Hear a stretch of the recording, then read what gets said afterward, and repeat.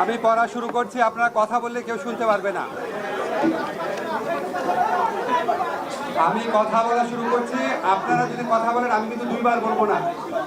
আমরা আজকের উপদেষ্টা পরিষদের মিটিংয়ে আমাদের গুরুত্বপূর্ণ 3টা সিদ্ধান্ত হয়েছে। আমি এই রিড আউট করবো, এটা রিড আউট করার পরে আপনার সিদ্ধান্তগুলো জানতে পারবেন। আজ শনিবার 20 মে 2000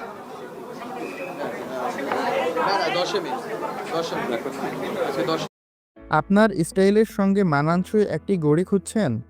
ইন্ট্রোডিউসিং দি প্রিমিয়াম পয়দাগার।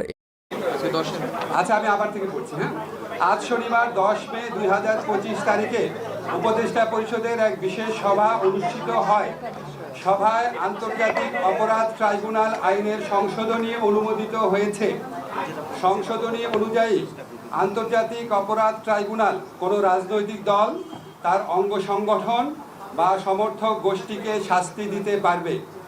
উপদেষ্টা পরিষদের বৈঠকে আন্তর্জাতিক অপরাধ ট্রাইব্যুনালে বাংলাদেশের আওয়ামী লীগ ও তার নেতাদের বিচার কার্য সম্পন্ন না হওয়া পর্যন্ত দেশের নিরাপত্তা ও সার্বভৌমত্ব রক্ষা, জুলাই আন্দোলনের নেতাকর্মীদের নিরাপত্তা এবং আন্তর্জাতিক অপরাধ ট্রাইব্যুনালের বাদী ও সাক্ষীদের সুরক্ষার জন্য সন্ত্রাস বিরোধী আইনের অধীনে সাইবার স্পেস সহ আওয়ামী লীগের যাবতীয় কার্যক্রম নিষিদ্ধ করার সিদ্ধান্ত গ্রহণ করা হয়েছে। এ বিষয়ে প্রয়োজনীয় পরিপত্র পরবর্তী কর্মদিবসে জারি করা হবে। এর পাশাপাশি আজকের উপদেষ্টা পরিষদের বৈঠকে জুলাই ঘোষণাপত্র আগামী 30 কার্যদিবসের মধ্যে চূড়ান্ত করে প্রকাশ করার সিদ্ধান্ত গৃহীত হয়েছে। ধন্যবাদ।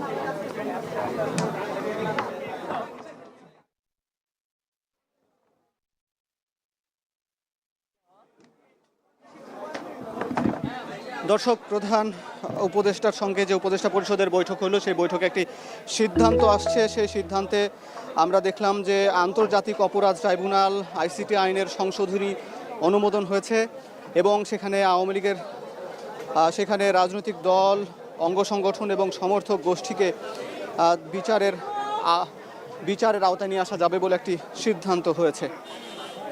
দর্শক, এছাড়া আগামী 30 কার্যদিবসের মধ্যে জুলাই ঘোষণাপত্র জারি করা হবে বলে একটি সিদ্ধান্ত এসেছে।